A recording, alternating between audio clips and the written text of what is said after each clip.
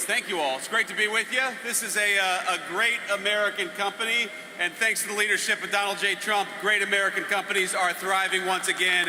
It's great to spend some time with you on a beautiful Monday morning. Now, I love this area of the state of Ohio. As you know, until somewhat recently, I got a different job. But until about 6 months ago, I was the junior senator from the state of Ohio, and it was my honor to represent this area and all other parts of our state. But this particular part of the state holds a special place in my heart because I believe it was 2006 when I came to the Pro Football Hall of Fame induction ceremony, and I got to meet my idol, Joe Montana, just a couple of miles down the road. So this area of the country has always been very good to me. It's great to be back, and most of all, it's great to celebrate a great American company with great American workers, and thank you all for having me. I love you, and I'm thrilled to be here.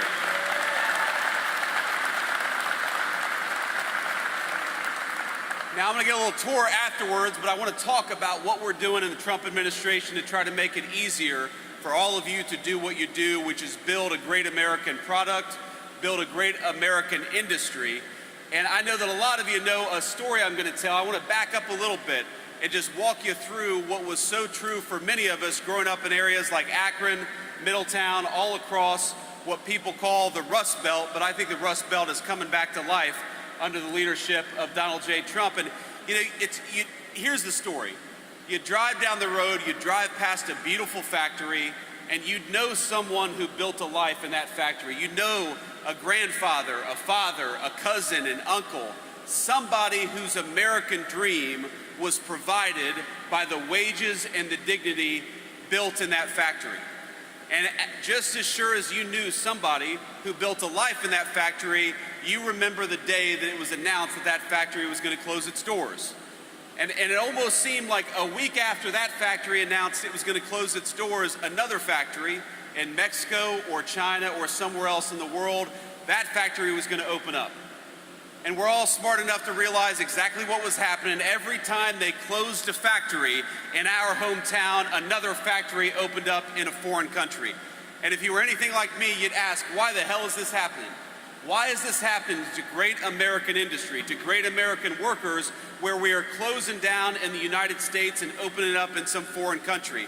And the answer, my friends, is because we had a generation, and I hate to say it, it was in both parties, a generation of failed politicians who rewarded businesses for opening up factories overseas and penalized businesses for building right here in the United States of America. And under the leadership of Donald J. Trump, we have turned that stupid logic right on its head. We are going to reward companies for investing in the United States of America, and we're going to punish companies for building in China and Mexico.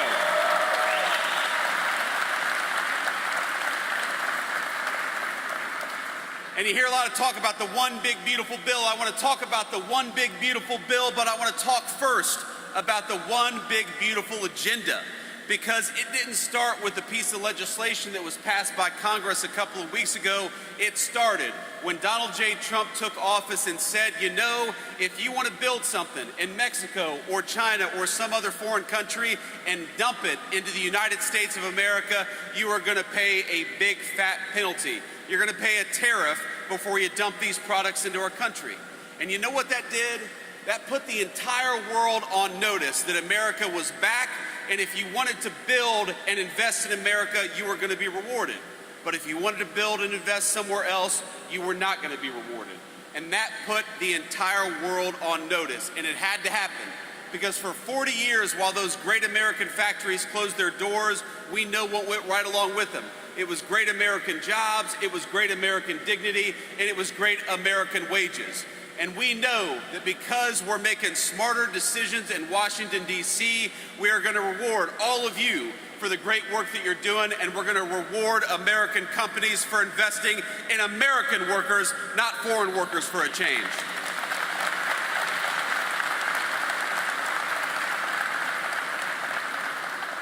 And I want to talk about the one big beautiful bill because if the penalties, if the tariffs that we're charging foreign companies to access American markets, that was step one.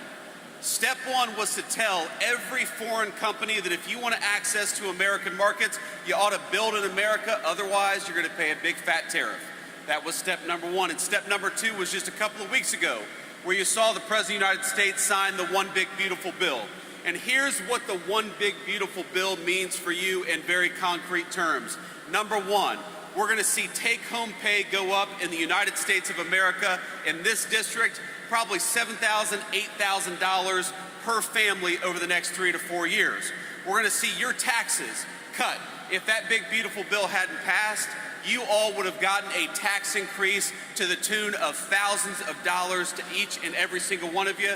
And we happen to believe that you all work very hard for your money. You ought to keep it, not the federal government. Ain't that right?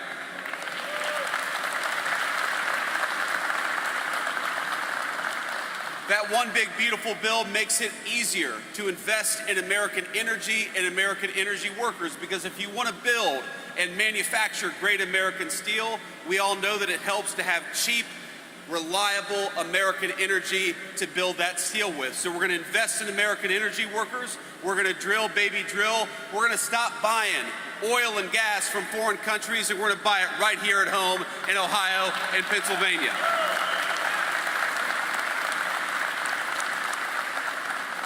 And for all the workers, it means a few very distinct things. We're going to cut taxes on overtime.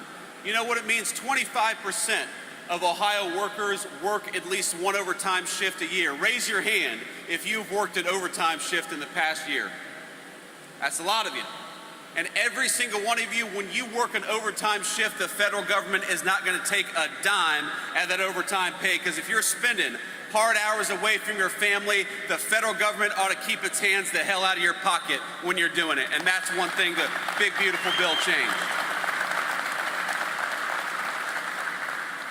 You hear Mike talk about no taxes on tips. I know you guys are not tipped workers, but I know you rely on a lot of folks who are tipped workers. When you go to a restaurant and you have a single mom who's busting her ass, working 40, 50, 60 hours a week, I don't think that she ought to have to pay taxes on those tips that she gets for a hard day's work. So the One Big Beautiful Bill eliminated taxes on tips for our servers and for a lot of other folks as well. That's something that's going to benefit communities right here in Northeastern Ohio. And the final thing I want to talk about is, if you are building a great American facility, if you're expanding a great American manufacturing facility, we are going to reward you in the tax code. This sounds crazy. I almost didn't believe it myself, but did you know that if you built a great American factory 10 years ago, you would actually get penalized compared to if you built that great factory in China or somewhere else? So why don't we change the tax code? And that's exactly what we did, to where if you build or expand a great American factory, the federal government is going to reward you instead of penalize you for a change. I think that's the biggest provision in the Big Beautiful Bill. Invest in American workers, invest in American companies, and your government is going to fight right alongside you to build those great American dreams. That's a very good thing.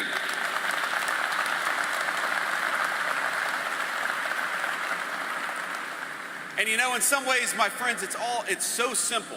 It is so simple. You need a government that works for you for a change.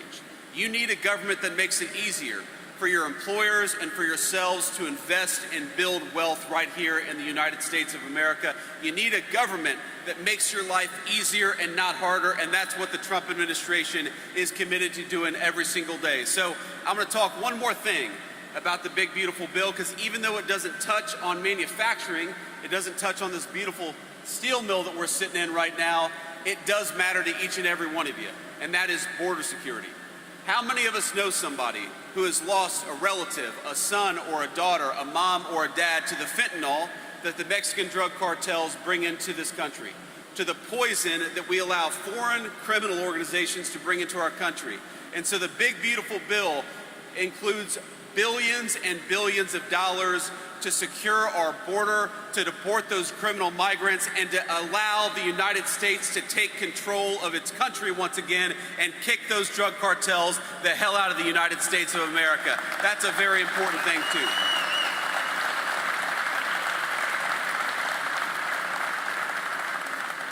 So all this is in the One Big Beautiful Bill, and I want to thank a few elected officials for helping make that Big Beautiful Bill possible. I believe that we have Congressman Max Miller in the House. Max, where are you? There's Max, thank you. I didn't notice you with the hat. Max was a critical part of getting that legislation across the finish line. I believe we also have Congressman Michael Rulli. Mike, good to see you, man. We appreciate you. And though she's working in the State House and not in Washington, D.C., I believe we have State Senator Jane Timken. Jane, thank you for everything. It's good to see you, my friend. But I got one thing I got to say, which is, you know who we don't have in the House right now? We do not have Congresswoman Amelia Sykes. Even though we're right on the border, I believe, of Amelia's and Michael's district, Amelia Sykes is not here today. And you know why she's not here today? Because she's not celebrating no taxes on tips. She's not celebrating no taxes on overtime. She's not celebrating the highest rising take-home pay in 60 years because she fought us every step of the way on the big, beautiful bill. She fought to raise your taxes. She fought to prevent that overtime tax drop. She fought to continue taxes on tips. And look, I understand Democrats and Republicans, we disagree on issues, we don't always agree on everything. I'm not going to criticize Amelia for not agreeing with us on every issue, but Amelia, why not work hard with us to make the legislation better? If you disagreed with it, the Oval Office is always open to anybody, Democrat or Republican, who wants to cut a deal on behalf of the American people. So I say this to Amelia Sykes, the next piece of legislation that comes along, why don't you work hard for the people in this room and we'll work right alongside with you? Why don't we have a Democratic Party, my friends, that instead of trying to tear down Donald J. Trump, works with Donald J. Trump to build up this great American company and great American community. Let's have Democrats and Republicans doing their job for a change and not just a Democratic Congresswoman who would rather attack the President of the United States instead of build something great for this community in Northeastern Ohio. So Amelia, the door is always open, and next time we would love to have you celebrating the next great legislative accomplishment for Northeastern Ohio, but you've got to vote for it next time, and we'll work with you every step of the way if you're willing to make that happen. So, let me say one final thing, and then I'll take some questions from reporters. My grandfather, the man who raised me, was a steel mill worker. And when I talk about factories closing down, that is very much the story of the town that I grew up in southwestern Ohio. The steel mill that employed my grandfather at one time employed 10,000 great American steel workers, and it's one of the lucky ones, just like great Metallis here, and it's still in operation but doesn't employ nearly as many people. I want the story of this country to be building great things. I want the story of this country, whether you're a college-educated worker or a non-college-educated worker, I want you to be able to have a dignified job in your community. If you've got a grandchild or a child who's graduating from college or graduating from trade school, I want them to be able to build a great life right here in Northeastern Ohio. How many of us know relatives who've moved away from these great communities because they felt like there wasn't a good life to be built here? Under Donald J. Trump's leadership, here's what I commit to you. We're going to fight every single day to help you build the kind of life that you're proud of, to make sure you've got a dignified job, and make sure that you're paid an honest day's wage for an honest day's work. It is time for you to have a government that works for you instead of against you for the next 3.5 years the Trump administration promises. That is exactly what we're going to do. Thank you. God bless you. Thank you for the work that you do, and thank you for having me here in Northeastern Ohio. God bless you all.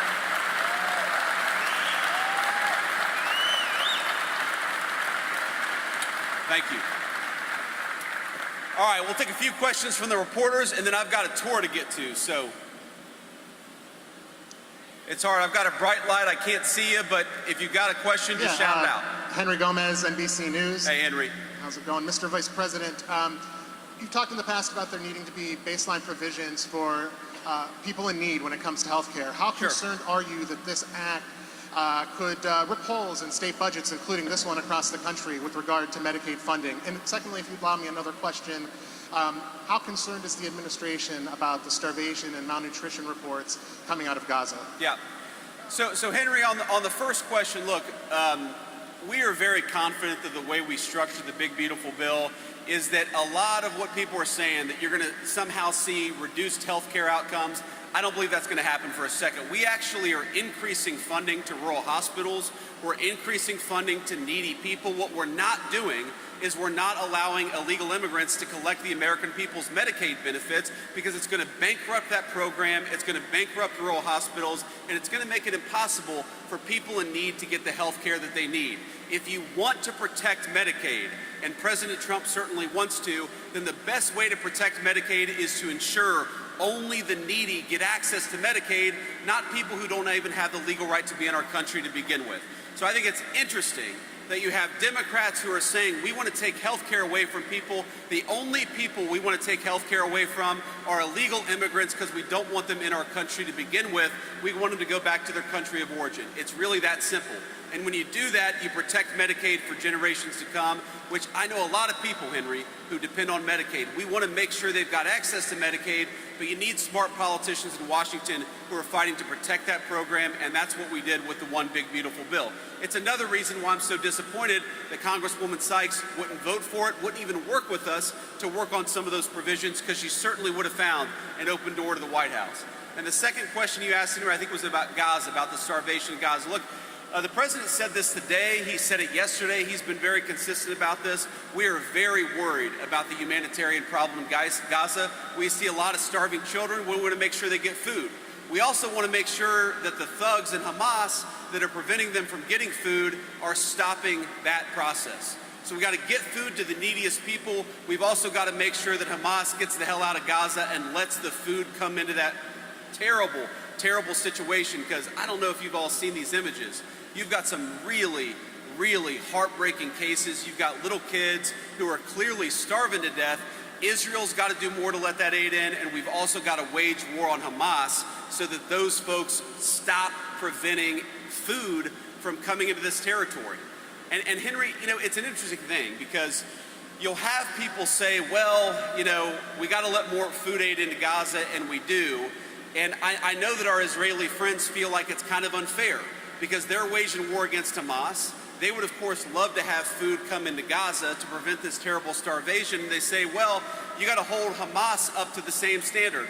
Let's be honest. Hamas is a terrorist organization. If we ever count on Hamas to get food into Gaza, you're just going to have more starving kids. So it's up to the Israelis and up to the Gulf Arab states to take some initiative and help these starving kids. We've got to do it. It's a terrible situation, and it's got to stop. The president said as much just a couple of hours ago. Next question. Hi, Haley B. Miller, Cincinnati Enquirer. Have you seen footage in Cincinnati of a recent street fight, and what concerns do you have about that, given that that's your home city? You said a street fight in Cincinnati? I have not seen this. Sorry, give me a little more background, Haley. I'm not sure about this. There was a group of people who attacked a couple folks on the street in Cincinnati. Senator Bernie Moreno, some others have spoken out about it, have been critical of it. Okay, yes. So what I saw, and I haven't seen the full context, but what I saw is a mob of lawless thugs beating up on an innocent person, and it's disgusting. And I hope every single one of those people who engage in violence is prosecuted to the full extent of the law. And they will be. They will be, so long as law enforcement in the state of Ohio takes their job seriously. I know Dave Yost cares a lot about these things. But yeah, I actually, you know, you're right. Bernie did send me a clip of this, and we talked a little bit about it. I don't know the full context. I don't know how the fight started. But the one part that I saw that was really gruesome is you had a grown man who sucker punched a middle-aged woman. And where I come from, at least, when you have a grown man who sucker punches a middle-aged woman, that person ought to go to jail for a very long time. And frankly, he's lucky there weren't some better people around, because they would have handled it themselves. But if they're not going to handle it, the cops in Cincinnati, the law enforcement, you've got to prosecute people. We've had way too much lawlessness on the streets of great American cities. How many of you all have wanted to go to downtown Akron or downtown Canton or downtown Columbus for a meal, but you're worried because the local authorities in these big cities have allowed lawlessness to run wild? We have got to make great American cities safe again for families and children. If you want to take your wife or your children out for a meal, you shouldn't be worried about street violence, and the only way to destroy that street violence is to take the thugs who engage in that violence and throw their asses in prison.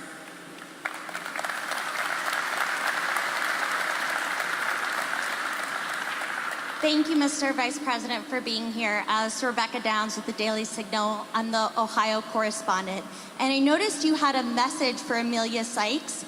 Representative Marcy Kaptur is another congresswoman in Ohio who is very vulnerable for re-election. I'm wondering if you think their vote against this bill will come back to hurt them in the midterms, and also if you could speak to how the Republican Party is using the bill to help them in the midterms for 2026. Well, I think the way Republicans are using it to help us is pretty simple. We think this is a great bill for the American people. We think it's great for the incredible American workers that I see smiling up at me right now. They're getting a little hot, I can tell, but we're having a good time, and the bill is good for them. And so it's going to help us because when you help people, when you give people a tax cut, when you lower taxes on overtime, I believe the people reward you with their votes. That's what it's all about. If you go to Washington, you make some promises and you keep those promises, that's how you earn people's trust, that's how you earn people's vote, and that's what I think is going to benefit the Republican Party because we made those promises. We said we're going to cut taxes on tips. We said we're going to cut taxes on overtime. We said we were going to penalize foreign nations and foreign corporations for taking advantage of American workers, and that's exactly what President Trump has done, and I hope that people will reward us for it. But yeah, anybody who voted against it, I think they ought to pay a penalty because they voted against all those great things for the people of Akron and the people of northeastern Ohio. You know, Marcy's, I guess her district is in northwestern Ohio, but you've got a lot of manufacturing and a lot of energy workers in northwestern Ohio that would have benefited from her yes vote. And here's the last thing I'll say about this. The craziest thing is, if you're a Democrat and you don't like this legislation, then come and talk to us. Make some proposed changes. Tell us, you know, this provision isn't so good. We'd like to change it a little bit, and if we change it, then I could get to yes. This is the process of government. And these guys didn't even come to the White House and try to make their concerns known. They didn't try to make the legislation better. They just attack, attack, attack, attack. All they care about is impeaching Donald J. Trump. They don't care about whether your groceries go down.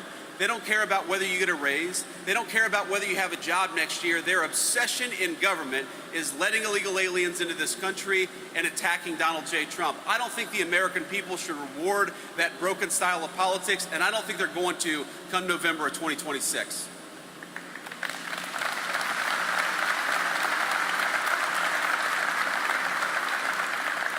Hi, Mr. Vice President. Julie Carr-Smythe from the Associated Press. I guess I'm going to be that person.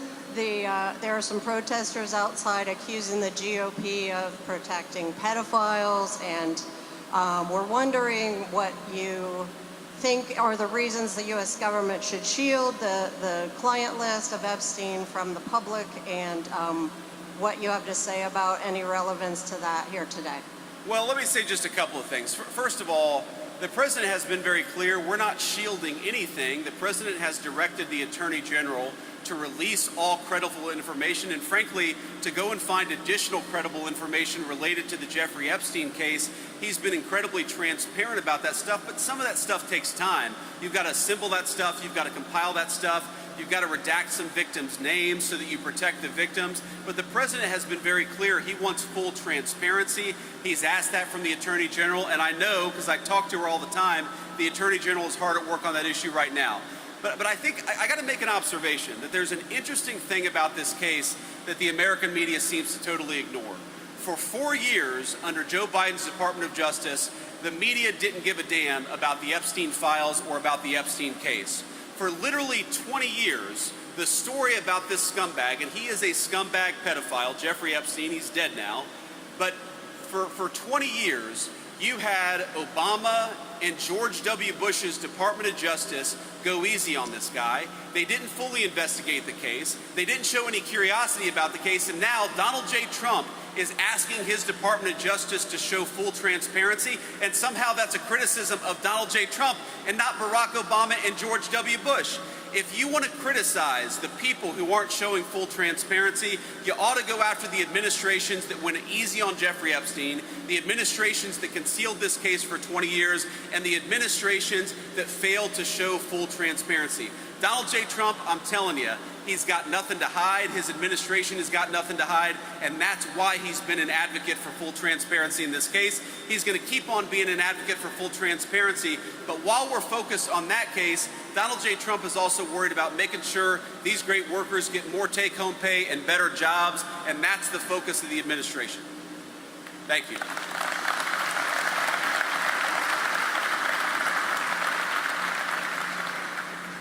Hi, I'm Morgan Trout with News 5 Cleveland. You talked a little bit about protecting Medicaid. There are hundreds of thousands of Ohioans that are at risk right now of losing access to Medicaid despite really wanting to work, but they can't. What do you say to those hundreds of thousands of Ohioans that say they will have no health insurance? Well, what I'd say to those Ohioans is, one, don't believe every false media report that you've heard, because our explicit goal in the Trump administration is to protect people's health care so long as they're working hard, playing by the rules. We don't want you to be unable to afford a doctor's visit, and that is what we have tried to accomplish in this legislation. Now, there have been a lot of lies out there, and if, for example, you're an able-bodied person and you're searching for work, you still got access to Medicaid. If you're a single mom and you need access to that health care to make sure your kids can go see a doctor, you're still going to have access to that Medicaid. Who's not going to have access to that Medicaid is people who are in the United States illegally and people who refuse to even look for a job. Now, I don't know about you all, but while all these folks here are working hard, paying their taxes, doing everything they can to bust their rear ends to give their kids a better life, I don't think that we should reward people who aren't even searching for a job. And I think that's a very simple principle, that so long as you're trying to get a job, so long as you're in this country legally, we're going to make it possible for you to afford a doctor. That is the principle that drives us, and that's the principle that you're going to see in the Trump administration's policy over the next 3.5 years. So what I'd say to people is, if you're looking for work, we're going to help you look for work. If you're looking for a job, we're going to try to make it so there are better jobs available to you. But so long as you're working hard or trying to find a job, you are not going to suffer because of this policy. That's our commitment to you, and that's what we're going to fight to make happen. Thank you. And we'll do one more question here. Just one more. Thank you, Mr. Vice President. I'm Jeff Gorman with Hudson, Ohio Today. You talked about the next major piece of legislation. Since the One Big Beautiful Bill covered so much ground, what are some of the other legislative goals that the Trump administration has? Well, there are a lot of things that we want to work on, Jeff, and I appreciate your question. Number one, housing costs are way too high in this country. If you look over the 4 years of the Biden administration to the moment that Donald J. Trump took office, you had housing costs go up almost 100%. Housing nearly doubled. We've got a lot of great young American families who can't afford a home because housing went up so much under the Biden administration. Now, I'm proud of the fact that according to Zillow, under the Trump administration, housing has gone up 0.4% over the past 6 months. So we're making a lot of progress, but I think there's a lot more that we can do. We're, of course, going to keep on working on the health care question. The president really cares about this deeply. Why is it that European nations pay way less for prescription drugs than we do in the United States of America? They're basically free riders off the generosity of the Americans in this room. I think it's crazy that Americans pay so much for prescription drugs while a lot of our allies pay a huge discount. We're going to work on that issue too over the next 1.5 years. So there's a lot to do. There's a good news, bad news. The bad news is Joe Biden left us with a ton of a mess to clean up. The good news is there's a lot of opportunity to solve the American people's problems. The president is committed to doing that over the next 1.5 years and then the years beyond that as well. Thank you, Jeff. And let me just say, before we get to our tour, let me offer one final thought here, and it's that you guys, you hear the president say, "Make America Great Again." You are the people who make America great again. You bust your ass every single day. You build a great American product. I was talking to Mike and some of the senior staff just before I got out here, and they told me about this new furnace you're building that is going to build, or it's going to build the components that go into 155 millimeter artillery shells. So you all, by taking your craft seriously, by working hard, by doing a diligent job, you're going to make it so that the people who keep us safe have the weapons necessary to make our country safe and to save their own lives in the process. That's an amazing thing. That's an amazing legacy for you to take home to your children and be proud of. I hope that you are as proud of the work you do as I am of you, and I'm proud to be here today. God bless you guys. Keep at it. Love you. I brought to you courtesy of